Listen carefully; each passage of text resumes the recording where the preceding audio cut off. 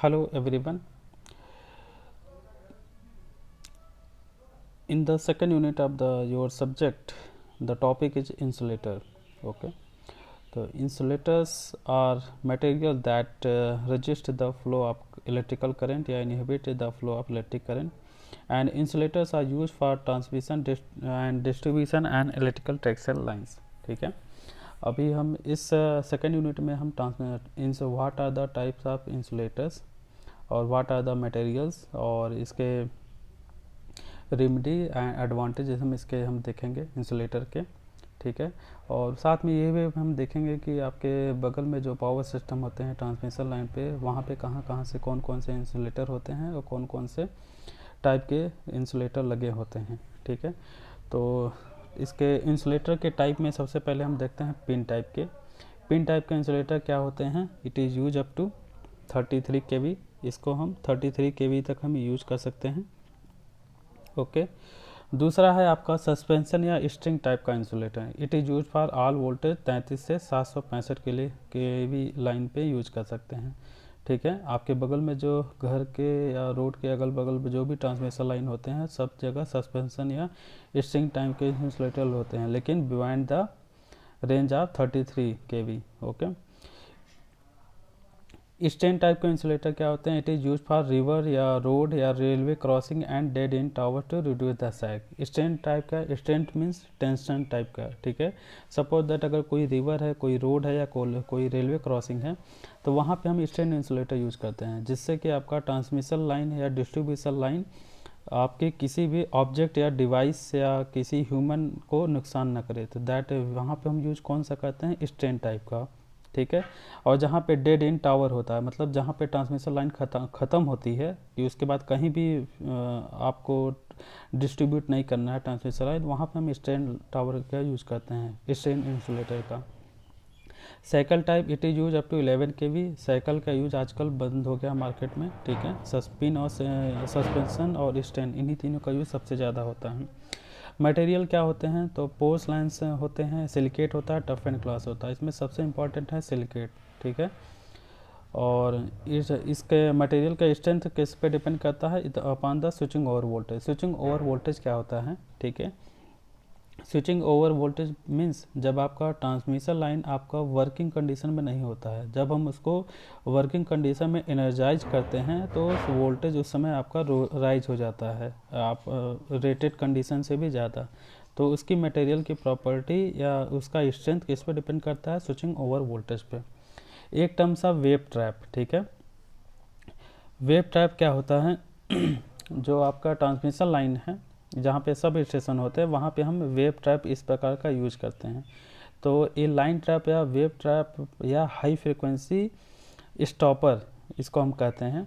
Is a maintenance free parallel resonance circuit होता है, mounted in the line on high voltage AC transmission power line to prevent the transmission of high frequency 40 kHz से 1000 kHz carrier signal of power line communication to unwanted destination. ठीक है. तो wave type का use इसलिए करते हैं क्योंकि आपका ट्रांसमिशन लाइन में है जो फ्रीक्वेंसी उसकी 50 हर्ट्ज फिक्स है, क्योंकि जो भी हमारी स्टैंडर्ड फ्रीक्वेंसी 50 हर्ट्ज है. और बगल में आपके इलेक्ट्रॉनिक डिवाइसेस जो होती हैं, ठीक है, या उसी ट्रांसमिशन लाइन से हम टेलीफोनिक लाइन भी यूज कर सकते हैं. ठीक है. As a telephonic conversation. तो इस लाइन की जो फ्रीक्वेंसी है वो किसी दूसरे डिवाइस में या किसी दूसरे इलेक्ट्रॉनिक सर्किट में ना जाए. ठीक है. तो यहाँ पे वेव ट्रैप हम पैरेलल रेजोनेंस सर्किट लगा देते हैं, जिसके के कारण आपका high frequency carrier power signal को ये डिस्टर्ब ना करे. ठीक है. और ये अभी हम दो टॉपिक है, vibration damper and guard ring या गार्ड वायर. ठीक है. तो वाइब्रेशन डैम्पर यूज हम इसलिए करते हैं क्योंकि सपोज दैट जब आपका ट्रांसमिशन लाइन है वहाँ पे सपोज दैट आंधी तूफान जब आते हैं तो आपकी ट्रांसमिशन लाइन स्विंग करती है, ठीक है.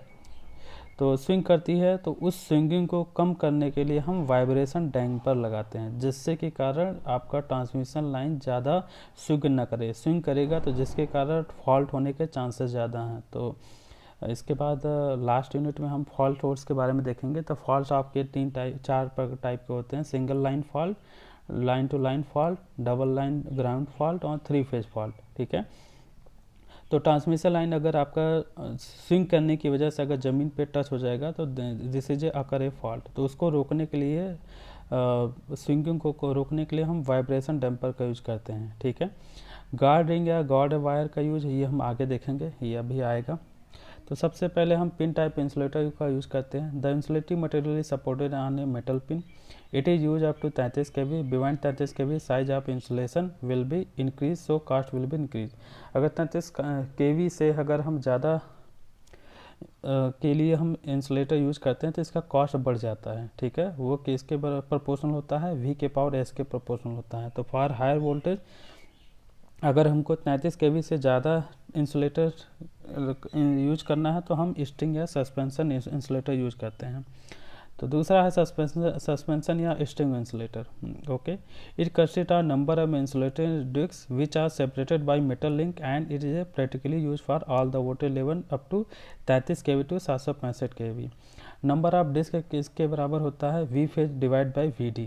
VD क्या होता है, rating of one disc. Okay, तो ये हमने कुछ एग्जांपल लिए हैं।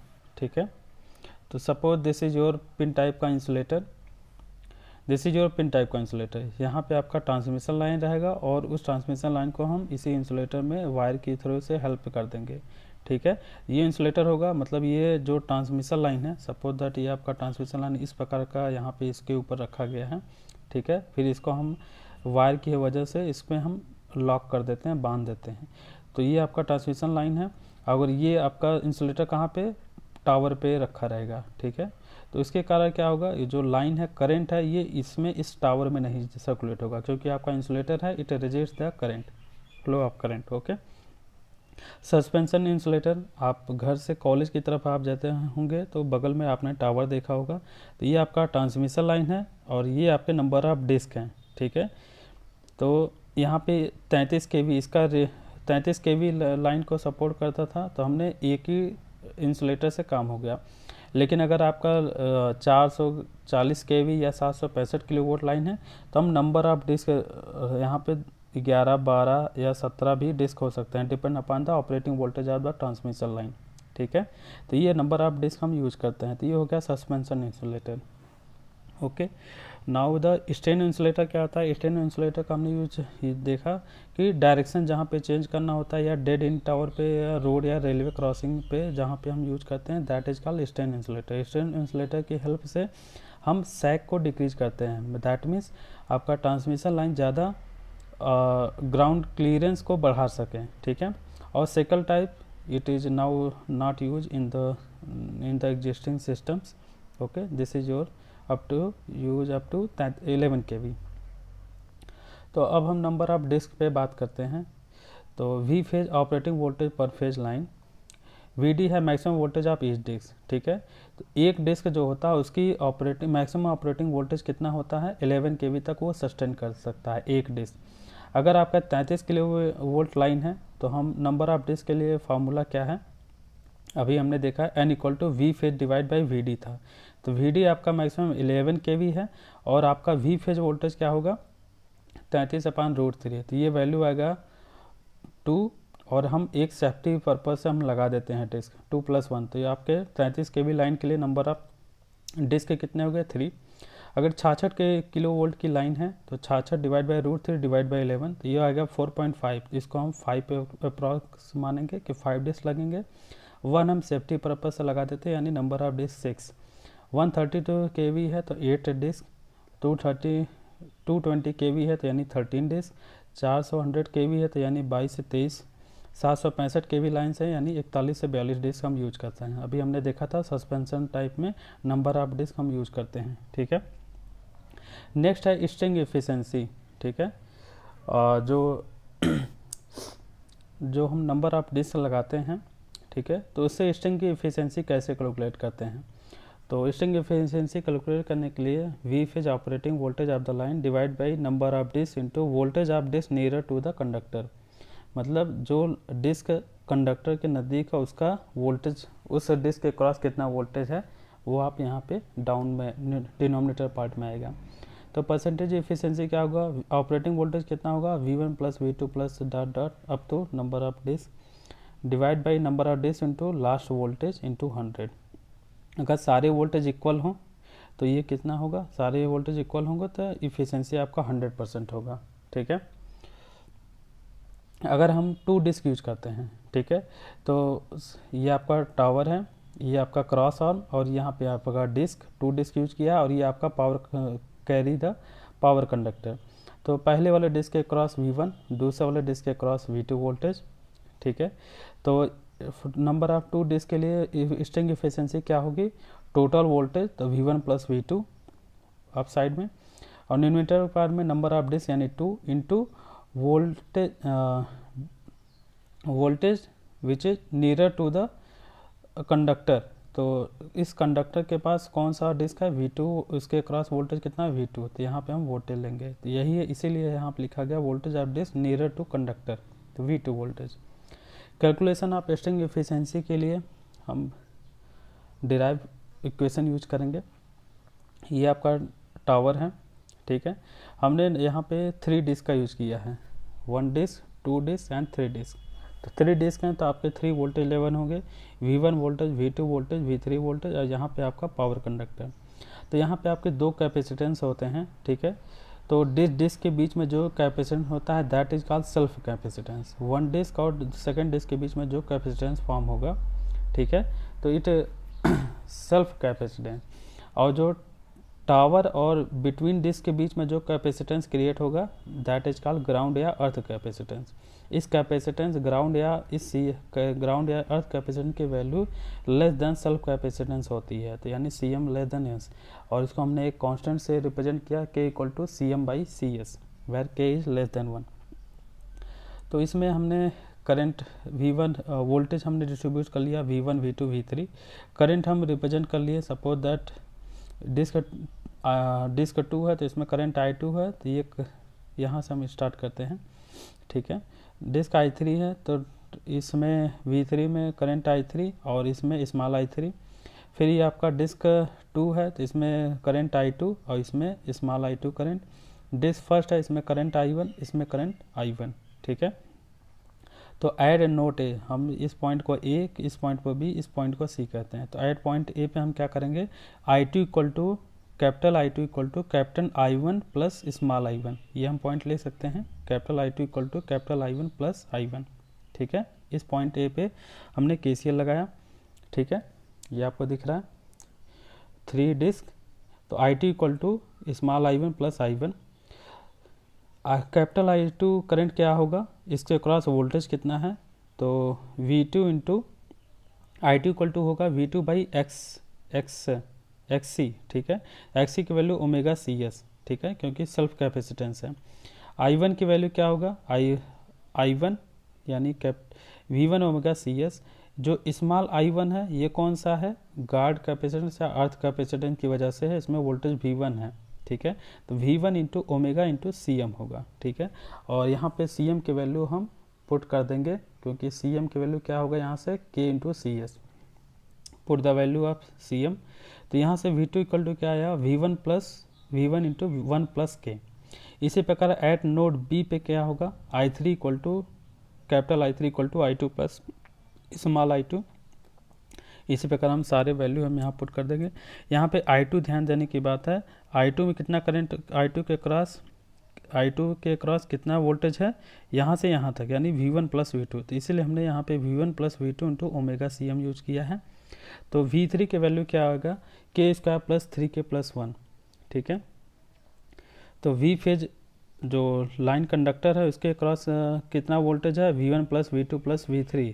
ठीक है, यानी ये जो कंडक्टर के क्रॉस जो वोल्टेज है ये यहाँ से लेके यहाँ तक voltage V1 plus V2 plus V3। ठीक है, तो V phase V1 plus V2 plus V3, put the value of V2 and V3 in terms of V1। तो यहाँ से V फेज की वैल्यू आएगा K square plus 4K plus 3 into V1। ये this is use for 3 disc, only for 3 disc. तो efficiency क्या होगा, total voltage V1 plus V2 plus V3 divide by number of disc into last voltage near to disc V3। तो इसकी value क्या होगा, के square plus 4k plus 3। V3 के value यहाँ से हमने देखा के स्क्वायर प्लस 3k प्लस 1। तो स्ट्रिंग एफिशिएंसी का ये फॉर्मूला हो गया k square plus 4k plus 3 divide by 3 into k square plus 3k plus 1 into 100। Okay, if k की वैल्यू 0 कर दें यहाँ, ठीक है, तो यहाँ पर से सारे वोल्टेज बराबर होंगे, V1 equal to V2 and V2 equal to V3। इस केस में इफिशियंसी आपका 100% होगा, ठीक है। नेक्स्ट हम एक इक्वेशन, एक न्यूमेरिकल हम देख लेते हैं। A transmission line is a supported by 3 insulated disc, the maximum voltage each disc is 20 kV, ठीक है। ईच डिस्क का, एक डिस्क का मैक्सिमम वोल्टेज कितना दे दिया, 20 kV। Find operating voltage of the transmission line and first part. Second part, if the line has surge impedance of 400 ohm, calculate surge impedance loading. If the string efficiency is 100%, calculate surge impedance loading. Assume K equal to 1.5, यानी जो self capacitance और जो guard capacitance या अर्थ capacitance उसके बीच का ratio क्या दिया है, 1.5 यानी 0.2 वैल्यू। तो सबसे पहले हम फर्स्ट पॉइंट यूज करने के लिए क्या करते हैं हमें ऑपरेटिंग वोल्टेज यूज करना है, ठीक है। तो नंबर ऑफ 3 डिस्क यूज है, के की वैल्यू इतना दिया है, तो फार्मूला के इसका plus 4k plus 3, put the value of के। तो यहाँ से हम क्या होगा, इफिशिएंसी क्या कितना आएगा आपका 70%। 70% ये किसका होगा, we phase divide by 3 into V3, operating voltage divide by 3 into nearest conductor voltage, ठीक है। V3 की रेटिंग दिया है आपको 20 kV, तो यहाँ पे put the value of V3, तो वी फेज निकल आएगा operating voltage for V phase कितना होगा 3 इंटू 0.78 इंटू 20, ठीक है। वी फेज आप मल्टीप्लाई करेंगे 3 इंटू V3 इंटू 0.78, तो ये हो गया ऑपरेटिंग वोल्टेज। सेकंड पार्ट है, if the line has surge impedance loading of 400 kV, ठीक है। तो वी लाइन वोल्टेज क्या होगा, √3 इंटू वी फेज, क्योंकि आपका वी फेज आया तो VL कितना होगा ये। सर्ज इम्पीडेंस लोडिंग हम आगे टॉपिक में डिस्कस करेंगे। सर्ज इम्पीडेंस लोडिंग का फार्मूला पे आप यहाँ से देख लीजिए कि लाइन वोल्टेज का स्क्वायर डिवाइड बाई इम्पीडेंस होता है, ठीक है। तो ये 81 का square divide by 400, 16.4 megawatt. If the string efficiency 100%, calculate surge impedance line, ठीक है। तो इफिशिएंसी 100% रहेगा तो सारे वोल्टेज इक्वल रहेंगे, यानी 20 किलो वोल्ट हर एक के क्रॉस रहेगा। तो वी फेज क्या होगा 3 into V3, that mean 60 kilo volt. Line voltage कितना होगा इतना 60 इंटू √3। तो सर्ज इम्पीडेंस लोडिंग क्या होगा, लाइन वोल्टेज का स्क्वायर डिवाइड बाई इम्पीडेंस, तो ये कितना होगा 27 मेगावाट। तो इस केस में देखिए अगर इफिशिएंसी आपका मतलब ईच डिस्क के क्रॉस अगर वोल्टेज बराबर है तो स्ट्रिंग एफिशिएंसी आपकी 100% होगा, तो आप मैक्सिमम पावर ट्रांसफ़र कर सकते हैं, यानी 27 मेगावाट ट्रांसफ़र कर पा रहे हैं, ठीक है। अगर इक्वल वोल्टेज अगर आपके नहीं है तो उस केस में आपका सर्ज इम्पीडेंस लोडिंग कितना पावर ट्रांसफ़र कर पाए, केवल 16.4 मेगावाट, ये आपका मेगावाट में है, ठीक है। आप सोच सकते हैं कि कितना पावर इसके सेव हो सकता है, तो ठीक है। तो इसके लिए हमने नेक्स्ट टॉपिक है method of improving string efficiency. String efficiency को कैसे इम्प्रूव कर सकते हैं जिससे कि आप सबसे ज़्यादा पावर ट्रांसफ़र कर सके, तो अगला टॉपिक यही है। तो first one is increasing the cross arm length, ठीक है। यानी क्रॉस आर्म लेंथ मीन्स ये आपका टावर है, ये आपका क्रॉस आर्म है, ठीक है। यहाँ से टावर से लेके ये जो आपका कंडक्टर जो हैंगिंग होता है, तो ये आपका क्रॉस आर्म है। इसको लेंथ को आप बढ़ा सकते हैं, ठीक है, लेकिन इस लिमिट को हम एक डिस्टेंस तक ही बढ़ा सकते हैं, ठीक है। तो K इक्वल टू CM/CS होता है। इफ़ K इक्वल टू 0 तो इफिशिएंसी 100%, लेकिन हम CS की वैल्यू को इनफाइनाइट और K इक्वल टू CM/CS, यानी K की वैल्यू 0 करना, यानी CM को 0, CS इनफाइनाइट करना है। CM 0 करने का मतलब CM कैपेसिटेंस F/A/D होता है, यानी डिस्टेंस इंक्रीज करके, डिस्टेंस इंक्रीज करेंगे लेकिन पर्टिकुलर एक लिमिट तक, और वो लिमिट क्या है K इक्वल टू 0.1 तक हम ही कर सकते हैं, ठीक है। नेक्स्ट टॉपिक है स्ट्रिंग एफिशिएंसी इंप्रूव करने के लिए गार्ड रिंग या गार्ड वायर का यूज़ करते हैं, ठीक है। आपने ट्रांसमिशन लाइन में देखा होगा कि ये आपका टावर होता है, ये आपका क्रॉस आर्म, और यहाँ पे नंबर ऑफ डिस्क लगे होते हैं, ठीक है। तो यहाँ पे आपका कंडक्टर आता है, यहीं पे आप देखेंगे यहाँ पे सर्कल टाइप का एक गार्ड रिंग या गार्ड वायर लगा रहता है, यहाँ पे ऊपर पे भी और नीचे भी, कंडक्टर के पास भी और यहाँ पे ऊपर पे भी गार्ड रिंग या गार्ड वायर लगा रहता है। तो वो क्या करता है, एक मतलब सारे डिस्क के एक क्रॉस बराबर वोल्टेज डेवलप करता है। सारे ऑल डिस्क के क्रॉस अगर वोल्टेज इक्वल रहेंगे तो K इक्वल टू क्या हो जाएगा 0 हो जाएगा, और इसकी वजह से क्या हो जाएगा इफिशिएंसी 100% हो जाएगा। तो वो हम कैसे देखते हैं, ठीक है, आइए हम देखते हैं। तो सपोज दैट हमने 3 डिस्क का एग्जांपल लिया, node A, node B and node C. तो हमने करंट का डिस्ट्रीब्यूशन तो देखा था, इसमें I2 करंट, इसमें स्मॉल I1 करंट, इसमें कैपिटल I1, इसमें I3 करंट, इसमें स्मॉल I2 करंट, इसमें कैपिटल I2 करंट। ठीक है, अब यहाँ से हमने गार्ड रिंग या गार्ड वायर यूज़ किया। इस वायर की वजह से इस डिस्क और मतलब ये जो लाइन है, मतलब इंसुलेटर है, इन दोनों के बीच में भी कैपेसिटेंस एग्जिस्ट होगा। तो ठीक है, तो इसलिए पॉइंट ए पे हमने कैपेसिटेंस CX नाम दिया, और पॉइंट फॉर नोड बी के लिए हमने CY कैपेसिटेंस नाम दिया। ठीक है, तो अब पॉइंट ए पे अगर हम नोड करंट लगाएं, ठीक है, तो सबसे पहले अगर हम बिना गार्ड रिंग के यूज करें तो उस समय करंट क्या था, I2 equal to capital I1 plus I1। अगर हम गार्ड रिंग यूज या गार्ड वायर यूज करते हैं तो उसमें कैपेसिटेंस CX आ गया, तो इसकी वजह से IX करंट हुआ। ठीक है, तो IX करंट इधर से इधर आ रहा है। ठीक है, तो यानी 2 इनकमिंग करंट हो गए, 2 आउटगोइंग करंट। तो I2 plus IX equal to I1 plus I1। अगर IS की वैल्यू स्मॉल I1 के बराबर हो जाए तो I2 इक्वल टू I1 हो जाएगा, तो V1 equal to V2 voltage होगा, तो उस समय स्ट्रिंग एफिशिएंसी आपकी इंप्रूव हो जाएगा। ठीक है, यानी I2 equal to I1, V1 equal to V2 हो जाएगा। इसी प्रकार अगर हम एट नोड बी के लिए देखें, तो अगर हम बिना गार्ड रिंग के यूज करते हैं तो I3 इक्वल टू क्या था, I3 equal to I2 plus small I2 ये था। अगर हम गार्ड रिंग यूज करते हैं तो इसमें IY करंट आ जाएगा। ठीक है, तो I3 plus IY equal to I2 plus I2। अगर इस स्मॉल I2 की वैल्यू यानी ये जो कैपेसिटेंस है, ये कैपेसिटेंस अगर कैंसिल हो जाए, दैट मीन्स I2 और IY कैंसिल हो जाए, तो I3 इक्वल टू I2 हो जाएगा। I3 इक्वल टू I2 हो जाएगा, तो उसकी वजह से क्या होगा, V3 इक्वल टू V2, और V1 किसके हैं, इक्वल टू V2 के। तो यानी सारे वोल्टेज इक्वल हो जाएंगे, इसकी वजह से क्या हो जाएगा, इफिशिएंसी आपका 100% हो जाएगा। ठीक है, अगर हम capacitance of the pth metal link, ठीक है, अभी जो हमने कैपेसिटेंस यूज नहीं किया, मतलब कैपेसिटेंस एग्जिस्ट करता है। ठीक है, इस गार्ड रिंग या गार्ड वायर को यूज करने से इस इंसुलेटर और इस रिंग के बीच में कैपेसिटेंस एग्जिस्ट करेगा। अगर हम इस कैपेसिटेंस की वैल्यू निकालना चाहें तो वो हम कैसे निकालते हैं, इसके लिए कुछ फॉर्मूले हैं। तो capacitance of pth metal link, अगर हमें इस नंबर के मेटल लिंक का हमें कैपेसिटेंस फाइंड आउट करना है, तो CP equal to P into CM divide by N minus P।